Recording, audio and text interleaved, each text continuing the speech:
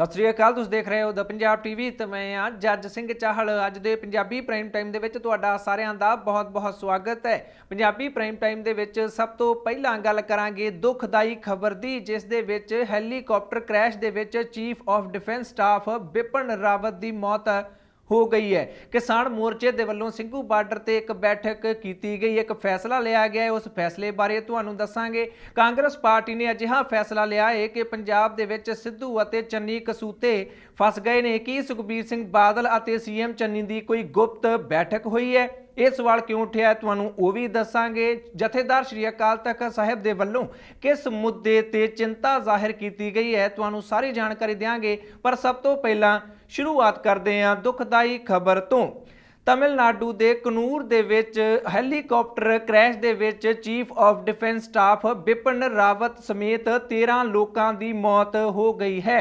तमिलनाडु दे विच army का यह helicopter crash हो गया। बिपिन रावत जिहड़े कि भारत के CDS chief of defence staff सन, उन्हां दी मौत की पुष्टि हुण कर दी गई है।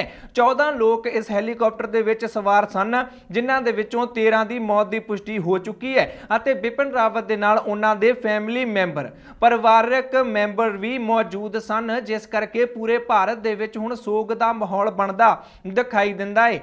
रखिया मंत्री राजनाथ सिंह बिपिन रावत के घर पहुंचे और उन्होंने वलों हुण भलके संसद दे विच इस घटना संबंधी बयान जारी किया जाएगा। सुरक्षा के मुद्दे नूं लैके देश के प्रधानमंत्री नरेंद्र मोदी के वलों कैबिनेट की बैठक भी सद ली गई है। विरोधी पार्टियां के वलों भी इस घटना नूं लैके दुख का प्रगटावा भी किया जा रहा है और केंद्र सरकार नूं यह भी सलाह दी जा रही है कि इस घटनाक्रम की जांच भी होनी चाहिए है, तां जो आखिर पता लग सके कि हैलीकॉप्टर क्रैश किवें हो गया। क्योंकि भारत के टॉप मोस्ट सुरक्षा अधिकारियों की मौत इस हैलीकॉप्टर क्रैश दे विच हो गई है। हुण पूरे भारत दे विच सोग दी लहर दौड़ गई है। भारत के प्रधानमंत्री नरेंद्र मोदी के वलों भी इस संबंधी छेती ही कोई ना कोई बयान जारी किया जा सकता है। हैलीकॉप्टर क्रैश दे विच सारियां ही लाशां सड़ियां पाईयां गईयां। DNA टेस्ट करके पता लाया गया कि किस दी लाश किस दी है, उन्हां दी पछाण की गई है। बहुत दुखदाई खबर अज सामने आई है। अगली खबर दे वल वधदे हां। अगली खबर किसानां दे नाल जुड़ी हुई है। केंद्र सरकार अते किसानां विचाले हुण गल बनदी दिखाई दिंदी है। सवेर तो ही चर्चा चल पई कि किसान मोर्चे की बैठक तो बाद जिहड़ी प्रेस कॉन्फ्रेंस किसानां ने करनी है, उसदे विच अंदोलन नूं खत्म करन दा ऐलान किया जा सकदा है। काफ़ी देर तक इस बैठक बारे चर्चावां चलदियां रहीआं। पहलां यह बैठक दोपहरे 2 वजे सी, उस तो बाद इस नूं अगे वधा के 3 वजे किया गया ते शामां तक यह बैठक चलती रही। उस तो बाद किसान आगूआं दे वल्लों प्रेस कॉन्फ्रेंस करके किसान मोर्चे की बैठक दे विच लए गए फैसले बारे जानकारी दी गई। इत्थे किसान आगूआं ने दस्सिया कि केंद्र सरकार दे वल्लों कदम अगे वधाए गए ने, जो कि बहुत वधिया गल है। हुण कोई भी विवाद वाला मुद्दा केंद्र सरकार अते किसानां विचाले नहीं रह गया। केंद्र सरकार ने पूरी तरह हामी भर दी है कि जो जो भी मंगां किसानां दे वल्लों रखियां गईयां सन, केंद्र सरकार ने उन्हां नूं मन लिया है। पर एक रफ जिहा ड्राफ्ट सानूं भेजिया है केंद्र सरकार ने, जिस विच इह लिख के भेजिया है कि असीं तुहाडीआं इह मंगां मन्नण जा रहे हां। हुण किसानां ने केंद्र सरकार दे अगे मंग ये रखी है, कहिंदे ने कि अजे असीं अपना अंदोलन खत्म नहीं कर रहे। केंद्र सरकार दे वल्लों ऑफिशियल लैटर अधिकारत चिट्ठी भेजी जानी चाहिए है, जिस दे उपर सरकारी मंत्री दे किसी सरकारी अधिकारी दे हस्ताक्षर होण। लैटर हैड दे उपर वो चिट्ठी लिखी गई होनी चाहिए है कि असीं तुहाडीआं मंगां मनदे हां। जदों अधिकारत तौर ते केंद्र सरकार दे वल्लों चिट्ठी किसानां नूं भेज दित्ती जावेगी, भलके 2 वजे बैठक एक बार फिर तो संयुक्त किसान मोर्चे की सिंघू बार्डर ते रख ली गई है। उदों तक जेकर केंद्र सरकार दे वल्लों अधिकारत चिट्ठी भेज दी जाती है तो फिर भलके ऐलान किया जा सकता है कि किसानी अंदोलन नूं खत्म किया जाता है। गल करिए हरियाणा के किसान आगू गुरनाम सिंह चड़ूणी की, तो वो ये शब्द नहीं वरतना चाहते। वो कहिंदे ने कि किसानी अंदोलन नूं असीं खत्म नहीं करांगे, असीं इस नूं मुलतवी करांगे। मुलतवी का मतलब है कि किसानी अंदोलन नूं असीं अगे पा देंगे। जेकर घट्टो घट समर्थन मुल नूं लैके केंद्र सरकार दे वल्लों कानून ना बनाया गया तो अंदोलन एक बार फिर तो शुरू कर दिता जाएगा। इस करके ये कहना कि असीं किसानी अंदोलन खत्म कर देंगे, ये सही नहीं होएगा। असीं किसानी अंदोलन नूं मुलतवी करांगे। ਸ਼ਬਦ ਚਾਹੇ ਕੁਝ ਵੀ ਵਰਤੇ ਜਾਣ, ਪਰ ਜੇਕਰ ਕੇਂਦਰ ਸਰਕਾਰ ਦੇ ਵੱਲੋਂ ਕੱਲ ਤੱਕ ਅਧਿਕਾਰਤ ਤੌਰ ਤੇ ਚਿੱਠੀ ਕਿਸਾਨਾਂ ਨੂੰ ਭੇਜ ਦਿੱਤੀ ਜਾਂਦੀ ਹੈ ਤਾਂ ਭਲਕੇ ਕਿਸਾਨੀ ਅੰਦੋਲਨ ਨੂੰ ਖਤਮ ਕਰਨ ਦਾ ਐਲਾਨ ਕਿਸਾਨਾਂ ਦੇ ਵੱਲੋਂ ਕੀਤਾ ਜਾ ਸਕਦਾ ਹੈ। ਜਿਹੜੀ ਸਰੀਰਕ ਭਾਸ਼ਾ ਹੈ ਕਿਸਾਨ ਆਗੂਆਂ ਦੀ, ਉਸ ਤੋਂ ਕਿਸਾਨ ਬਿਲਕੁਲ ਸੰਤੁਸ਼ਟ ਦਿਖਾਈ ਦਿੰਦੇ ਨੇ। ਜਾਪਦਾ ਹੈ ਕਿ ਹੁਣ ਕਿਸਾਨ ਆਗੂ ਵੀ ਤਿਆਰ ਬਰ ਤਿਆਰ ਬੈਠੇ ਨੇ ਕਿ ਕਿਹੜੇ ਵੇਲੇ ਕੇਂਦਰ ਸਰਕਾਰ ਦੇ ਵੱਲੋਂ ਅਧਿਕਾਰਤ ਚਿੱਠੀ ਆਵੇ ਅਤੇ ਕਿਸਾਨੀ ਅੰਦੋਲਨ ਨੂੰ ਖਤਮ ਕਰਨ ਦਾ ਐਲਾਨ ਕੀਤਾ ਜਾਵੇ, ਕਿਉਂਕਿ ਕੇਂਦਰ ਸਰਕਾਰ ਦੇ ਵੱਲੋਂ ਲਗਭਗ ਸਾਰੀਆਂ ਹੀ ਕਿਸਾਨਾਂ ਦੀਆਂ ਮੰਗਾਂ ਮੰਨ ਲਈਆਂ ਗਈਆਂ ਨੇ, ਜਿਸ ਤੋਂ ਬਾਅਦ ਛੇਤੀ ਹੀ ਹੁਣ ਕਿਸਾਨੀ ਅੰਦੋਲਨ ਖਤਮ ਹੋ ਸਕਦਾ ਹੈ ਅਤੇ ਧਰਨੇ ਤੇ ਬੈਠੇ ਕਿਸਾਨ ਆਪਣੇ ਘਰਾਂ ਵੱਲ ਨੂੰ ਚਾਲੇ ਪਾ ਸਕਦੇ ਨੇ। ਅਗਲੀ ਖਬਰ ਦੇ ਵੱਲ ਵਧਦੇ ਹਾਂ। ਅਗਲੀ ਖਬਰ ਚੋਣਾਂ ਦੇ ਨਾਲ ਜੁੜੀ ਹੋਈ ਹੈ। 5 ਸੂਬਿਆਂ ਦੇ ਵਿੱਚ ਵਿਧਾਨ ਸਭਾ ਚੋਣਾਂ ਹੋ ਰਹੀਆਂ ਨੇ। ਇਹਨਾਂ ਦੇ ਵਿੱਚੋਂ ਸਭ ਤੋਂ ਵੱਡਾ ਸੂਬਾ ਹੈ ਉੱਤਰ ਪ੍ਰਦੇਸ਼ ਅਤੇ ਹਰ ਇੱਕ ਪਾਰਟੀ ਦਾ ਜ਼ੋਰ ਲੱਗਾ ਹੋਇਆ ਹੈ ਕਿ ਉੱਤਰ ਪ੍ਰਦੇਸ਼ ਦੇ ਵਿੱਚ ਵੱਧ ਤੋਂ ਵੱਧ ਵਿਧਾਨ ਸਭਾ ਦੀਆਂ ਸੀਟਾਂ ਜਿੱਤੀਆਂ ਜਾ ਸਕਣ। ਬੀਜੇਪੀ ਜਿੱਥੇ ਆਪਣੀ ਸਰਕਾਰ ਬਚਾਉਣ ਦੇ ਵਿੱਚ ਲੱਗੀ ਹੋਈ ਹੈ,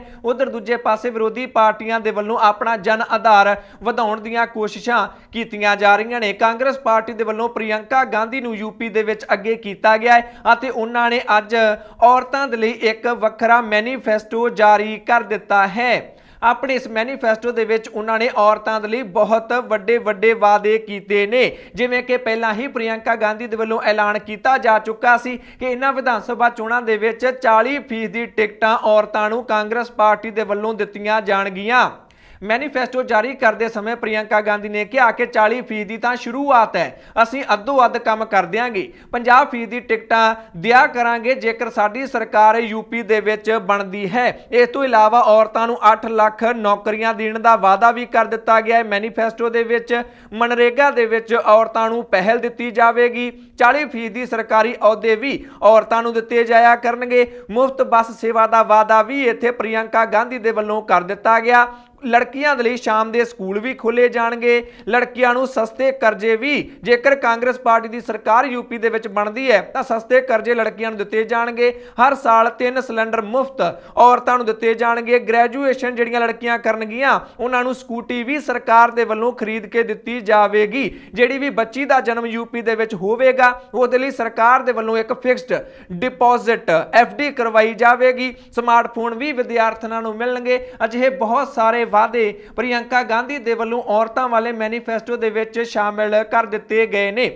ਬੀਜੇਪੀ ਦਾਅਵਾ ਕਰ ਰਹੀ ਹੈ ਕਿ ਯੋਗੀ ਆਦਿੱਤਿਆਨਾਥ ਦੇ ਵੱਲੋਂ ਉੱਤਰ ਪ੍ਰਦੇਸ਼ ਦੇ ਵਿੱਚ ਬਹੁਤ ਵਧੀਆ ਕੰਮ ਕੀਤਾ ਗਿਆ ਹੈ। ਜੇਕਰ ਇੱਕ ਵਾਰ ਫਿਰ ਬੀਜੇਪੀ ਦੀ ਸਰਕਾਰ ਯੂਪੀ ਦੇ ਵਿੱਚ ਬਣ ਜਾਂਦੀ ਹੈ, ਯੋਗੀ ਮੁੱਖ ਮੰਤਰੀ ਬਣ ਜਾਂਦੇ ਨੇ ਤਾਂ ਭਾਰਤ ਦੀ ਸਭ ਤੋਂ ਵੱਡੀ ਅਰਥ ਵਿਵਸਥਾ ਯੂਪੀ ਬਣ ਜਾਵੇਗਾ। ਯੂਪੀ ਦੇਸ਼ ਦਾ ਨੰਬਰ 1 ਸੂਬਾ ਬਣ ਜਾਵੇਗਾ। ਬੀਜੇਪੀ ਦੇ ਵੱਲੋਂ ਅਜਿਹਾ ਦਾਅਵਾ ਕੀਤਾ ਜਾ ਰਿਹਾ ਹੈ, ਪਰ ਮੁੱਖ ਵਿਰੋਧੀ ਧਿਰ ਸਮਾਜਵਾਦੀ ਪਾਰਟੀ ਦੇ ਵੱਲੋਂ ਦਾਅਵਾ ਕੀਤਾ ਜਾ ਰਿਹਾ ਹੈ ਕਿ ਬਿਲਕੁਲ ਕਾਨੂੰਨ ਵਿਵਸਥਾ ਯੂਪੀ ਦੀ ਖਰਾਬ ਹੋਈ ਪਈ ਹੈ, ਠੋਕੋ ਰਾਜ ਚੱਲ ਰਿਹਾ ਹੈ। ਅਖਿਲੇਸ਼ ਯਾਦਵ ਇਹ ਦਾਅਵਾ ਕਰਦੇ ਨੇ ਅਤੇ ਉਹ ਤਾਂ ਕਹਿੰਦੇ ਨੇ ਕਿ ਸਾਡੀ ਸਰਕਾਰ ਹੁਣ ਯੂਪੀ ਦੇ ਵਿੱਚ ਬਣਨ ਜਾ ਰਹੀ ਹੈ। ਯੋਗੀ ਆਦਿੱਤਿਆਨਾਥ ਦਾ ਸਮਾਂ ਹੁਣ ਚੱਲਿਆ ਗਿਆ ਹੈ। ਇਸ ਤਰ੍ਹਾਂ ਸਾਰੀਆਂ ਪਾਰਟੀਆਂ ਦੇ ਵੱਲੋਂ ਯੂਪੀ ਦੇ ਵਿੱਚ ਰੱਜ ਕੇ ਜ਼ੋਰ ਲਾਇਆ ਜਾ ਰਿਹਾ ਹੈ। ਅੱਗੇ ਵਧਦੇ ਆ, ਗੱਲ ਪੰਜਾਬ ਦੀ ਕਰ ਲੈਂਦੇ ਆ। ਕਾਂਗਰਸ ਪਾਰਟੀ ਦੀ ਹਾਈ ਕਮਾਨ ਦੇ ਵੱਲੋਂ ਇੱਕ ਵਾਰ ਫਿਰ ਤੋਂ ਅਜਿਹਾ ਫੈਸਲਾ ਲੈ ਲਿਆ ਗਿਆ ਹੈ, ਜਿਸ ਤੋਂ ਬਾਅਦ ਸੂਬੇ ਦੇ ਵਿੱਚ ਪੰਜਾਬ ਕਾਂਗਰਸ ਦੇ ਪ੍ਰਧਾਨ ਨਵਜੋਤ ਸਿੰਘ ਸਿੱਧੂ ਅਤੇ ਸੂਬੇ ਦੇ ਮੁੱਖ ਮੰਤਰੀ ਚਰਨਜੀਤ ਸਿੰਘ ਚੰਨੀ ਕਸੂਤੀ ਸਥਿਤੀ ਦੇ ਵਿੱਚ ਘਿਰਦੇ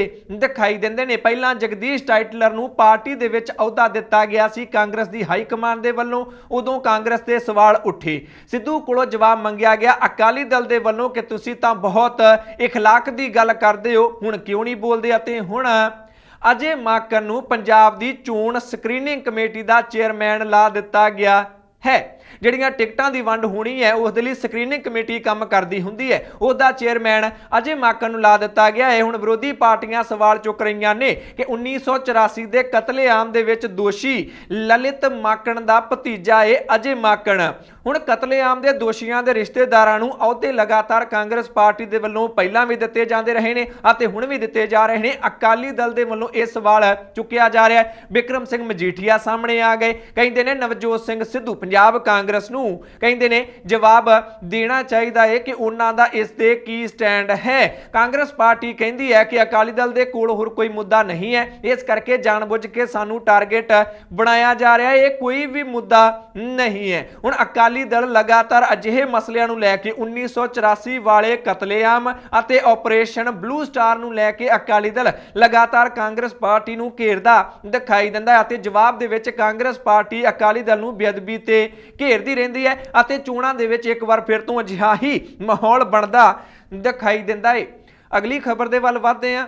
ਅਗਲੀ ਖਬਰ ਸ਼੍ਰੋਮਣੀ ਅਕਾਲੀ ਦਲ ਕਾਂਗਰਸ ਅਤੇ ਆਮ ਆਦਮੀ ਪਾਰਟੀ ਦੇ ਨਾਲ ਜੁੜੀ ਹੋਈ ਹੈ। ਆਪ ਪੰਜਾਬ ਦੇ ਸਹਿ ਇੰਚਾਰਜ ਰਾਘਵ ਚੱਡਾ ਦੇ ਵੱਲੋਂ ਚੰਡੀਗੜ੍ਹ ਦੇ ਵਿੱਚ ਇੱਕ ਪ੍ਰੈਸ ਕਾਨਫਰੰਸ ਕੀਤੀ ਗਈ ਅਤੇ ਇਸ ਪ੍ਰੈਸ ਕਾਨਫਰੰਸ ਦੇ ਵਿੱਚ ਉਹਨਾਂ ਨੇ ਬਹੁਤ ਵੱਡਾ ਦਾਅਵਾ ਕਰ ਦਿੱਤਾ। ਕਹਿੰਦੇ ਨੇ ਕਿ ਸੂਬੇ ਦੇ ਮੁੱਖ ਮੰਤਰੀ ਚਰਨਜੀਤ ਸਿੰਘ ਚੰਨੀ ਅਤੇ ਸਾਬਕਾ ਉਪ ਮੁੱਖ ਮੰਤਰੀ ਸ਼੍ਰੋਮਣੀ ਅਕਾਲੀ ਦਲ ਦੇ ਪ੍ਰਧਾਨ ਸੁਖਬੀਰ ਸਿੰਘ ਬਾਦਲ ਦੀ ਇੱਕ ਗੁਪਤ ਮੀਟਿੰਗ ਹੋ ਗਈ ਹੈ। ਇਹਨਾਂ ਦੋਨਾਂ ਲੀਡਰਾਂ ਦੀ ਆਪਸ ਦੇ ਵਿੱਚ ਸੈਟਿੰਗ ਹੋ ਗਈ ਹੈ। ਇੱਕ ਫਾਰਮ ਹਾਊਸ ਤੇ ਦੇਰ ਰਾਤ ਇਹਨਾਂ ਦੀ ਗੁਪਤ ਮੀਟਿੰਗ ਹੋਈ ਹੈ। ਉਸ ਦੇ ਵਿੱਚ ਸੈਟਿੰਗ ਇਹਨਾਂ ਦੀ ਇਹ ਹੋਈ ਹੈ ਕਿ ਦੋਨੋਂ ਪਾਰਟੀਆਂ ਨੇ ਆਪਸ ਦੇ ਵਿੱਚ ਸਮਝੌਤਾ ਕਰ ਲਿਆ ਹੈ। ਕਿਸ ਗੱਲ ਨੂੰ ਲੈ ਕੇ? ਨਸ਼ੇ ਦੇ ਮੁੱਦੇ ਤੇ ਕਾਰਵਾਈ ਨੂੰ ਲੈ ਕੇ। ਰਾਘਵ ਚੱਡਾ ਦਾਅਵਾ ਕਰਦੇ ਨੇ ਕਿ ਇਹਨਾਂ ਦੋਨਾਂ ਲੀਡਰਾਂ ਨੇ ਬੈਠ ਕੇ ਇੱਕ ਸਕੀਮ ਬਣਾਈ ਹੈ ਕਿ ਚੰਨੀ ਸਰਕਾਰ ਇੱਕ ਨਸ਼ੇ ਦਾ ਕਮਜ਼ੋਰ ਜਿਹਾ ਕੇਸ ਬਿਕਰਮ ਮਜੀਠੀਏ ਖਿਲਾਫ ਬਣਾਏਗੀ। ਪੁਲਿਸ ਬਿਕਰਮ ਮਜੀਠੀਆ ਨੂੰ ਗ੍ਰਿਫਤਾਰ ਕਰ ਲਏਗੀ। ਇੱਕ ਰਾਤ ਬਿਕਰਮ ਮਜੀਠੀਆ ਜੇਲ੍ਹ ਦੇ ਵਿੱਚ ਰਹੇਗਾ, ਅਗਲੀ ਸਵੇਰ ਕੋਰਟ ਦੇ ਵਿੱਚ ਜਾਏਗਾ ਅਤੇ ਕਮਜ਼ੋਰ ਇੰਨਾ ਜ਼ਿਆਦਾ ਕੇਸ ਬਣਾਇਆ ਜਾਏਗਾ ਕਿ ਅਗਲੀ ਸਵੇਰ ਹੀ ਕੋਰਟ ਦੇ ਵਿੱਚੋਂ ਬਿਕਰਮ ਮਜੀਠੀਆ ਨੂੰ ਜ਼ਮਾਨਤ ਮਿਲ ਜਾਵੇਗੀ। ਇਸ ਦੇ ਨਾਲ ਚੰਨੀ ਸਰਕਾਰ ਇਹ ਸਾਬਿਤ ਕਰਨ ਦੀ ਕੋਸ਼ਿਸ਼ ਕਰੇਗੀ ਕਿ ਦੇਖ ਲਓ ਨਸ਼ੇ ਦੇ ਮੁੱਦੇ ਤੇ ਅਸੀਂ ਕਾਰਵਾਈ ਕਰ ਰਹੇ ਹਾਂ। ਰਾਘਵ ਚੱਡਾ ਦੇ ਵੱਲੋਂ ਇੰਨਾ ਵੱਡਾ ਦਾਅਵਾ ਕਰ ਦਿੱਤਾ ਗਿਆ ਕਿ ਸੂਬੇ ਦਾ ਮੁੱਖ ਮੰਤਰੀ ਵਿਰੋਧੀ ਪਾਰਟੀ ਸ਼੍ਰੋਮਣੀ ਅਕਾਲੀ ਦਲ ਦੇ ਨਾਲ ਮਿਲ ਗਿਆ ਹੈ ਅਤੇ ਜਾਣਬੁੱਝ ਕੇ ਪੰਜਾਬ ਦੇ ਲੋਕਾਂ ਦੀਆਂ ਅੱਖਾਂ ਦੇ ਵਿੱਚ ਘੱਟਾ ਪਾਉਣ ਲਈ ਕਮਜ਼ੋਰ ਜਿਹਾ ਕੇਸ ਕਰਕੇ ਇੱਕ ਰਾਤ ਬਿਕਰਮ ਮਜੀਠੀਆ ਨੂੰ ਜੇਲ੍ਹ ਦੇ ਵਿੱਚ ਰੱਖੇਗਾ। ਜਦੋਂ ਰਾਘਵ ਚੱਡਾ ਤੋਂ ਪੁੱਛਿਆ ਗਿਆ ਕਿ ਕਿਹੜਾ ਫਾਰਮ ਹਾਊਸ, ਕਿੰਨੇ ਵਜੇ ਅਤੇ ਕਿਹੜੀ ਜਗ੍ਹਾ ਤੇ ਇਹ ਮੁਲਾਕਾਤ ਹੋਈ ਹੈ, ਤਾਂ ਰਾਘਵ ਚੱਡਾ ਕਹਿੰਦੇ ਨੇ ਕਿ ਅਜੇ ਮੈਂ ਇਸ ਬਾਰੇ ਖੁਲਾਸਾ ਨਹੀਂ ਕਰਾਂਗਾ। ਤੁਸੀਂ ਜਾ ਕੇ ਸੁਖਬੀਰ ਸਿੰਘ ਬਾਦਲ ਨੂੰ ਪੁੱਛੋ ਕਿ ਕਿੱਥੇ ਮੀਟਿੰਗ ਹੋਈ ਹੈ, ਜਾ ਕੇ ਚਰਨਜੀਤ ਸਿੰਘ ਚੰਨੀ ਨੂੰ ਪੁੱਛੋ, ਤੁਹਾਨੂੰ ਉਹ ਦੱਸ ਦੇਣਗੇ। ਜੇਕਰ ਨਾ ਦੱਸਣਗੇ ਤਾਂ ਮੈਂ ਉਸ ਬਾਰੇ ਖੁਲਾਸਾ ਜ਼ਰੂਰ ਕਰਾਂਗਾ। ਪਰ ਮੁੱਖ ਵਿਰੋਧੀ ਧਿਰ ਹੈ ਪੰਜਾਬ ਦੇ ਵਿੱਚ ਆਮ ਆਦਮੀ ਪਾਰਟੀ, ਜਿਸ ਦੇ ਸਹਿ ਇੰਚਾਰਜ ਰਾਘਵ ਚੱਡਾ ਦੇ ਵੱਲੋਂ ਬਹੁਤ ਵੱਡਾ ਇਲਜ਼ਾਮ ਸੂਬੇ ਦੇ ਮੁੱਖ ਮੰਤਰੀ ਅਤੇ ਸ਼੍ਰੋਮਣੀ ਅਕਾਲੀ ਦਲ ਦੇ ਪ੍ਰਧਾਨ ਸੁਖਬੀਰ ਸਿੰਘ ਬਾਦਲ ਤੇ ਲਾ ਦਿੱਤਾ ਗਿਆ ਹੈ ਕਿ ਦੋਨੋਂ ਆਪਸ ਦੇ ਵਿੱਚ ਮਿਲ ਗਏ ਨੇ। ਇੱਕ ਬੈਠਕ ਹੋ ਗਈ ਹੈ ਅਤੇ ਬੈਠਕ ਦੇ ਵਿੱਚ ਉਹਨਾਂ ਨੇ ਪੰਜਾਬ ਦੇ ਲੋਕਾਂ ਨੂੰ ਬੇਵਕੂਫ ਬਣਾਉਣ ਲਈ ਇੱਕ ਸਕੀਮ ਵੀ ਘੜ ਲਈ ਹੈ। ਇਸ ਤੋਂ ਪਹਿਲਾਂ ਬਿਕਰਮ ਸਿੰਘ ਮਜੀਠੀਆ ਦੀ ਗ੍ਰਿਫਤਾਰੀ ਨੂੰ ਲੈ ਕੇ ਅਕਾਲੀ ਦਲ ਵੀ ਸਾਜ਼ਿਸ਼ ਦਾ ਦਾਅਵਾ ਕਰ ਚੁੱਕਾ ਹੈ। ਡਾਕਟਰ ਦਲਜੀਤ ਸਿੰਘ ਚੀਮਾ ਦੇ ਵੱਲੋਂ ਇੱਕ ਪ੍ਰੈਸ ਕਾਨਫਰੰਸ ਕੀਤੀ ਗਈ ਸੀ, ਜਿਸ ਦੇ ਵਿੱਚ ਉਹਨਾਂ ਨੇ ਦਾਅਵਾ ਕੀਤਾ ਸੀ ਕਿ ਚੰਨੀ ਸਰਕਾਰ ਹੁਣ ਸਾਜ਼ਿਸ਼ ਰਚਣ ਜਾ ਰਹੀ ਹੈ ਕਿ ਲੋਕਾਂ ਨੂੰ ਮੂੰਹ ਦਿਖਾਉਣ ਦੇ ਕਾਬਿਲ ਹੋ ਜਾਈਏ। ਘੱਟੋ ਘੱਟ ਇੱਕ ਦਿਨ ਤਾਂ ਮਜੀਠੀਆ ਨੂੰ ਅੰਦਰ ਕਰ ਦਈਏ, ਅਗਲੇ ਦਿਨ ਤਾਂ ਪਤਾ ਹੀ ਹੈ ਕਿ ਕੋਰਟ ਦੇ ਵੱਲੋਂ ਜ਼ਮਾਨਤ ਮਿਲ ਜਾਣੀ ਹੈ। ਅਕਾਲੀ ਦਲ ਕਹਿ ਰਿਹਾ ਹੈ ਕਿ ਚੰਨੀ ਸਰਕਾਰ ਮਜੀਠੀਏ ਦੇ ਖਿਲਾਫ ਸਾਜ਼ਿਸ਼ ਕਰ ਰਹੀ ਹੈ ਅਤੇ ਆਮ ਆਦਮੀ ਪਾਰਟੀ ਕਹਿ ਰਹੀ ਹੈ ਕਿ ਦੋਨੋਂ ਰਲ ਕੇ ਸਾਜ਼ਿਸ਼ ਕਰ ਰਹੇ ਨੇ ਕਿ ਮਜੀਠੀਆ ਨੂੰ ਕਮਜ਼ੋਰ ਜਿਹੇ ਕੇਸ ਦੇ ਵਿੱਚ ਇੱਕ ਰਾਤ ਜੇਲ੍ਹ ਦੇ ਵਿੱਚ ਰੱਖਣਾ ਹੈ। ਇਹ ਬਹੁਤ ਵੱਡਾ ਇੱਥੇ ਇਲਜ਼ਾਮ ਰਾਘਵ ਚੱਡਾ ਦੇ ਵੱਲੋਂ ਇਹਨਾਂ ਦੋਨਾਂ ਪਾਰਟੀਆਂ ਦੇ ਮੁਖੀਆਂ ਤੇ ਲਾ ਦਿੱਤਾ ਗਿਆ ਹੈ। ਰਾਘਵ ਚੱਡਾ ਤਾਂ ਇਹ ਵੀ ਦਾਅਵਾ ਕਰਦੇ ਨੇ ਕਿ ਅਸੀਂ ਇਸ ਦਾ ਇੱਕ ਸੈਂਪਲ ਵੇਖ ਚੁੱਕੇ ਹਾਂ। ਜਿਵੇਂ ਰਾਜਾ ਵੜਿੰਗ ਨੇ ਬਾਦਲਾਂ ਦੀਆਂ ਬੱਸਾਂ ਫੜੀਆਂ ਸਨ, ਕੋਰਟ ਨੇ ਕਹਿ ਦਿੱਤਾ ਕਿ ਬੱਸਾਂ ਛੱਡ ਦਿਓ। ਇੰਨਾ ਕਮਜ਼ੋਰ ਪੱਖ ਰੱਖਿਆ ਪੰਜਾਬ ਸਰਕਾਰ ਨੇ ਕਿ ਅਗਲੇ ਹੀ ਦਿਨ ਬੱਸਾਂ ਨੂੰ ਛੱਡਣਾ ਪੈ ਗਿਆ ਸੀ, ਉਸੇ ਵੇਲੇ ਹੀ ਛੱਡਣਾ ਪੈ ਗਿਆ ਸੀ ਕੋਰਟ ਦੇ ਹੁਕਮਾਂ ਤੋਂ ਬਾਅਦ। ਹੁਣ ਰਾਘਵ ਚੱਡਾ ਕਹਿੰਦੇ ਨੇ ਕਿ ਇਹੋ ਕੁਝ ਇੱਥੇ ਵੀ ਕੀਤਾ ਜਾਵੇਗਾ। ਕਮਜ਼ੋਰ ਕੇਸ ਬਣਾਉਣਗੇ, ਕੋਰਟ ਹੁਕਮ ਦੇਵੇਗਾ, ਸਰਕਾਰ ਛੱਡ ਦੇਵੇਗੀ। ਵੱਡਾ ਇਲਜ਼ਾਮ ਰਾਘਵ ਚੱਡਾ ਦੇ ਵੱਲੋਂ ਲਾ ਦਿੱਤਾ ਗਿਆ ਹੈ। ਅੱਗੇ ਵਧਦੇ ਹਾਂ। ਗੱਲ ਜੇਕਰ ਬੱਸਾਂ ਦੀ ਚੱਲੀ ਹੈ ਤਾਂ ਰਾਜਾ ਵੜਿੰਗ ਦੀ ਗੱਲ ਨਾ ਹੋਵੇ, ਇਹ ਕਿਵੇਂ ਹੋ ਸਕਦਾ ਹੈ? ਨਵੇਂ ਟਰਾਂਸਪੋਰਟ ਮੰਤਰੀ ਅਮਰਿੰਦਰ ਸਿੰਘ ਰਾਜਾ ਵੜਿੰਗ ਦੇ ਵੱਲੋਂ ਲਗਾਤਾਰ ਐਕਸ਼ਨ ਮੋਡ ਦਿਖਾਇਆ ਜਾ ਰਿਹਾ ਹੈ, ਪਰ ਵਿਵਾਦਾਂ ਦੇ ਨਾਲ ਵੀ ਰਾਜਾ ਵੜਿੰਗ ਦਾ ਪੁਰਾਣਾ ਨਾਤਾ ਹੈ। ਬਠਿੰਡਾ ਦੇ ਵਿੱਚ ਇੱਕ ਰੈਲੀ ਦੇ ਵਿੱਚ ਪਹੁੰਚੇ ਸਨ ਮੁੱਖ ਮੰਤਰੀ ਚਰਨਜੀਤ ਸਿੰਘ ਚੰਨੀ ਅਤੇ ਉਹਨਾਂ ਦੇ ਸਾਹਮਣੇ ਇੱਕ ਨਵਾਂ ਵਿਵਾਦ ਛੇੜ ਦਿੱਤਾ ਅਮਰਿੰਦਰ ਸਿੰਘ ਰਾਜਾ ਵੜਿੰਗ ਨੇ। ਲੋਕਾਂ ਨੂੰ ਦੁਰਫਟੇਮੂ ਕਹਿ ਦਿੱਤਾ, ਰੈਲੀ ਦੇ ਵਿੱਚ ਔਨ ਕੈਮਰਾ ਔਨ ਮਾਈਕ। ਦਰਅਸਲ ਉਹ ਅਰਵਿੰਦ ਕੇਜਰੀਵਾਲ ਦੇ ਖਿਲਾਫ ਭੜਾਸ ਕੱਢ ਰਹੇ ਸਨ। ਅਮਰਿੰਦਰ ਸਿੰਘ ਰਾਜਾ ਵੜਿੰਗ ਕਹਿ ਰਹੇ ਸਨ ਕਿ ਜਿਸ ਬੰਦੇ ਨੇ ਪੰਜਾਬ ਦੀਆਂ ਧੀਆਂ ਭੈਣਾਂ ਨੂੰ ਵਿਧਵਾ ਕਰ ਦਿੱਤਾ, ਮਾਵਾਂ ਦੀਆਂ ਕੁੱਖਾਂ ਉਜਾੜ ਦਿੱਤੀਆਂ, उस मजीठीए दे कोलों केजरीवाल ने मुआफ़ी मंग लई सी। मीडिया सानू सवाल पुछी जाता है कि तुसी मजीठीए ते कार्रवाई क्यों नहीं की, जाके केजरीवाल नूं पुछो कि उसने मुआफ़ी क्यों मंग लई सी। फिर उन्होंने लोगों तो सवाल पूछा कि बादलों दीयां बसां तुसी कदे थाणियां दे विच वेखियां सन। लोगों ने कोई जवाब नहीं दिता। जदों जवाब ना दिता तो गुस्से दे विच आए राजा वड़िंग ने कह दिता कि दुरफटेमू तुहाडे कोलों तां हथ भी हिलाए नहीं जाते, तुहानू मौत पै गई है। जी शब्दावली की वरतों इत्थे अमरिंदर सिंह राजा वड़िंग दे वल्लों कर दित्ती गई। पहलां भी वो कई तरह के विवाद छेड़ चुके ने अते हुण लोकां नू ही दुरफटेमू कह दिता है, जिन्हां लोकां ने उन्हां नू वोटां पा के मंत्री दे अहुदे तक पहुंचाया है। मुख मंत्री दे सामने ही उन्हां दे वल्लों लोकां नू इन्नी माड़ी शब्दावली दे नाल संबोधित किया गया। नाल दी नाल ਉਹ ਲੋਕਾਂ ਨੂੰ ਇਹ ਵੀ ਸਲਾਹ ਦੇ ਰਹੇ ਨੇ ਮੀਡੀਆ ਨੂੰ ਵੀ ਕਿ ਜਦੋਂ ਹੁਣ ਮਜੀਠੀਏ ਦੀ ਗੱਲ ਹੋਵੇ ਸਾਡੀ ਸਰਕਾਰ ਨੂੰ ਸਵਾਲ ਨਾ ਪੁੱਛਿਓ। ਜਦੋਂ ਸਵਾਲ ਪੁੱਛਣਾ ਹੈ ਜਾ ਕੇ ਅਰਵਿੰਦ ਕੇਜਰੀਵਾਲ ਨੂੰ ਪੁੱਛਿਓ ਕਿ ਉਸਨੇ ਮੁਆਫੀ ਕਿਉਂ ਮੰਗੀ ਹੈ। ਇਸ ਸੰਬੰਧੀ ਇੱਕ ਸਵਾਲ ਅਸੀਂ ਤੁਹਾਡੇ ਕੋਲੋਂ ਪੁੱਛ ਲੈਣਾ ਚਾਹੁੰਦੇ ਹਾਂ ਕਿ ਮੀਡੀਆ ਨੂੰ ਮਜੀਠੀਆ ਦੇ ਖਿਲਾਫ ਕਾਰਵਾਈ ਬਾਰੇ ਪੰਜਾਬ ਸਰਕਾਰ ਤੋਂ ਪੁੱਛਣਾ ਚਾਹੀਦਾ ਹੈ ਜਾਂ ਫਿਰ ਅਰਵਿੰਦ ਕੇਜਰੀਵਾਲ ਤੋਂ ਪੁੱਛਣਾ ਚਾਹੀਦਾ ਹੈ। ਜੋ ਵੀ ਤੁਹਾਨੂੰ ਲੱਗਦਾ ਹੈ ਕਮੈਂਟ ਕਰਕੇ ਆਪਣੀ ਰਾਏ ਜ਼ਰੂਰ ਦਿਓ। ਅੱਗੇ ਵਧਦੇ ਹਾਂ, ਗੱਲ ਇੱਕ ਹੋਰ ਮੰਤਰੀ ਸਿੱਖਿਆ ਮੰਤਰੀ ਪ੍ਰਗਟ ਸਿੰਘ ਦੀ ਕਰ ਲੈਂਦੇ ਹਾਂ। ਪ੍ਰਗਟ ਸਿੰਘ ਨੂੰ ਉਹ ਮਾਪੇ ਮਿਲੇ ਜਿਨ੍ਹਾਂ ਦੇ ਬੱਚੇ ਪ੍ਰਾਈਵੇਟ ਸਕੂਲਾਂ ਦੇ ਵਿੱਚ ਪੜ੍ਹਦੇ ਨੇ। ਦਰਅਸਲ ਇਹਨਾਂ ਮਾਪਿਆਂ ਦੇ ਵੱਲੋਂ ਸਿੱਖਿਆ ਮੰਤਰੀ ਨੂੰ ਸ਼ਿਕਾਇਤ ਕੀਤੀ ਗਈ ਹੈ ਪ੍ਰਾਈਵੇਟ ਸਕੂਲਾਂ ਦੀ। ਇਹ ਮਾਪੇ ਕਹਿੰਦੇ ਨੇ ਕਿ ਕਰੋਨਾ ਦੇ ਕਰਕੇ ਪ੍ਰਾਈਵੇਟ ਸਕੂਲਾਂ ਦੇ ਵਿੱਚ ਬੱਚਿਆਂ ਦੀਆਂ ਕਲਾਸਾਂ ਨਹੀਂ ਲੱਗਦੀਆਂ, ऑनलाइन क्लासां लगदियां ने। इस दे बावजूद पूरियां फीसां स्कूलों के वलों वसूलियां जा रही ने। पंजाब सरकार ने हुक्म जारी किए सन कि पूरियां फीसां नहीं लईआं जाणियां चाहीदियां अते जेकर कोई बच्चा फीस नहीं दे पाउंदा है करोना काल दे करके तां उस नूं स्कूलों नहीं कढ़िया जाना चाहिए। इन्हां मापियां ने सिक्ख्या मंत्री नूं शिकायत की कि तुहाडे हुक्मां दी उलंघना हो रही है।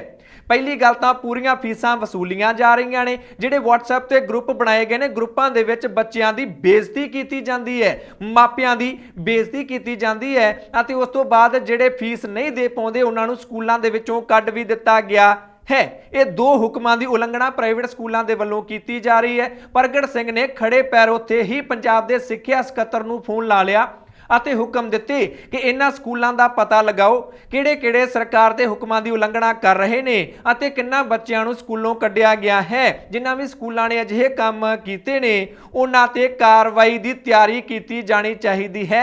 ਫੋਨ ਕਰਕੇ ਸਿੱਖਿਆ ਸਕੱਤਰ ਨੂੰ ਹੁਕਮ ਪੰਜਾਬ ਦੇ ਸਿੱਖਿਆ ਮੰਤਰੀ ਪ੍ਰਗਟ ਸਿੰਘ ਦੇ ਵੱਲੋਂ ਦੇ ਦਿੱਤੇ ਗਏ। ਨਾਲ ਹੀ ਉਹਨਾਂ ਨੇ ਪ੍ਰਾਈਵੇਟ ਸਕੂਲਾਂ ਨੂੰ ਅਪੀਲ ਵੀ ਕੀਤੀ ਹੈ ਕਿ ਕਰੋਨਾ ਦੇ ਦੌਰ ਦੀਆਂ ਪੂਰੀਆਂ ਫੀਸਾਂ ਬੱਚਿਆਂ ਦੇ ਮਾਪਿਆਂ ਦੇ ਕੋਲੋਂ ਨਹੀਂ ਵਸੂਲੀਆਂ ਜਾਣੀਆਂ ਚਾਹੀਦੀਆਂ ਕਿਉਂਕਿ ਲੋਕਾਂ ਦੇ ਕੰਮ बंद हो गए सन अते थोड़ा बहुता एडजस्ट प्राइवेट स्कूलों नूं करना चाहिए है। इस तरह मौके ते ही प्राइवेट स्कूलों में पढ़ते बच्चों के मापियां दे मुश्किलां सुन के उन्हां नूं हल करन दी कोशिश सिक्ख्या मंत्री प्रगट सिंह दे वल्लों कीती गई है।